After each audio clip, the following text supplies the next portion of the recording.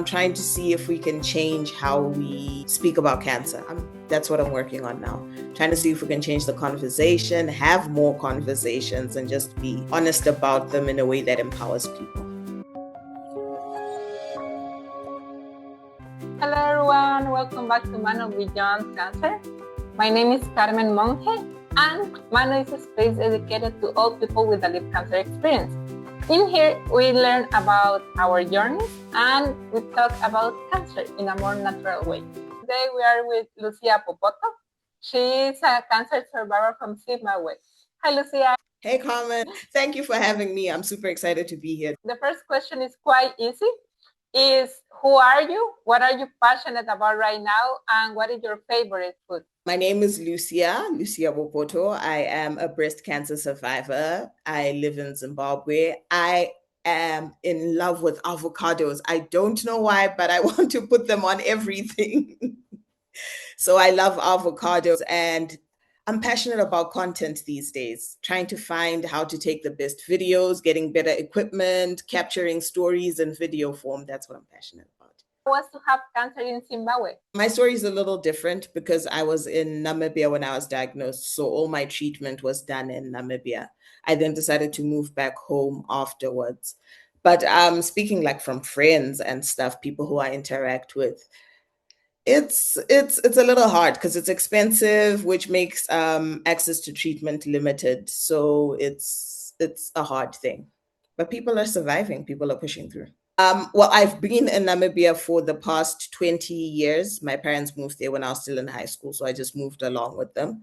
And then, so I got diagnosed while I was still there. It was in public care, the cancer unit at the public hospital. So that's where I got my treatment. And it's much easier than back home in Zimbabwe because the cancer care is subsidized, quite subsidized. And there's a smaller population to deal with. So it's not as combative as dealing with so many people. Zimbabwe, I don't know what the population is, but we're quite a big population versus Namibia. So they might not have all the luxuries, but you're able to fully complete your treatment. That's if you don't look at other factors like the distance you have to travel, and without getting deep into the economics, it's relatively easier to get treatment in Namibia than in Zimbabwe. In Zimbabwe, they're starting to build up now, but because we were so far behind, there's so much to do, radiation machines, but the government is starting to pay attention to those things. Do you know many cancer survivors? And how can you describe them in one word? Oh, I do know many cancer survivors, and this is a controversial one, but we are tired, girl. Tired of being resilient, tired of getting up. We're just tired. We just want to nap all the time. Did you have any side effects that actually you liked about having cancer or about the treatments? One side effect I think is more psychological. I love how some people say that, no, I don't have, I'm still the same person, and I respect that. But I've just become more braver. Like, I could never do heights. I'm scared of heights. But after cancer, I managed to go skydiving. I was like, I'm going to do this. I'm thinking of going bungee jumping. I get to say my opinions sometimes. So I'm much braver just to face the world. What is the stupidest thing or dumbest thing someone have ever told you about having cancer, or a stigma that it is very common in your country? Most of the countries in our region, the stigma and the problems are more or less the same. So what's common in Zimbabwe might be common in Namibia, maybe just with a bit of difference. But I remember this one time, people from my church visited me, and one of the ladies said, this was a result of bitterness or something like that. Like I had somehow caused this, and because I was grieving some previous losses, that's what brought upon the cancer. And I was like, ooh, that is so uninformed and dangerous. So yeah, that's the craziest thing I've heard. And it's what everyone believes, because it's still sort of such a mystery to us. We just think, what could have caused this? So we make it spiritual. What changes would you like to see in your community that will support cancer survivors and cancer patients? This is very controversial because people should be allowed to make money. But I think if private care reduces their cost a bit, just to assist government in getting cancer care up, because access is such a big thing here.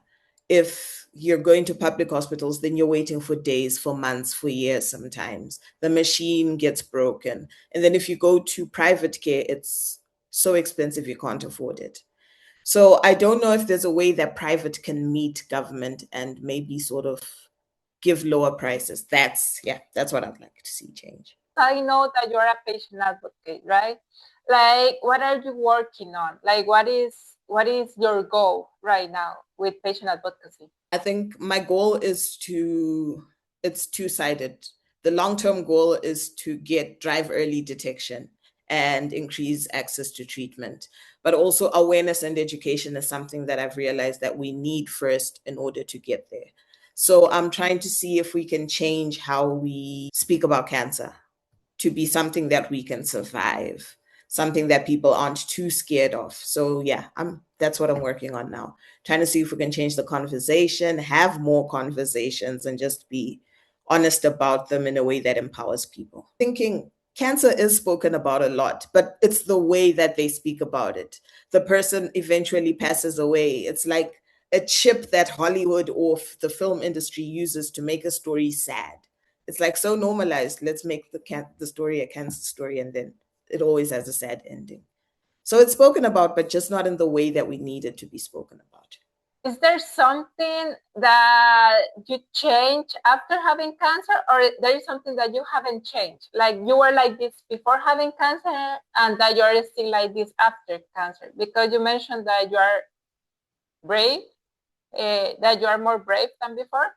That's something that hasn't changed at all, and you are the same person. Ooh, something that hasn't changed. I think just my creativity, how much I love expressing myself creatively. I think that hasn't changed. It's gotten much harder after cancer, but I still love creative writing, creative storytelling, anything creative, I'm in. Thank you so much for this interview. Thank you for having me, Carmen. It was such a joy being here. Thank you for watching the video. If you like it, give us a thumbs up, subscribe, and share it with others. If you want to know more about other life experiences, you have 97 videos more to see on the channel.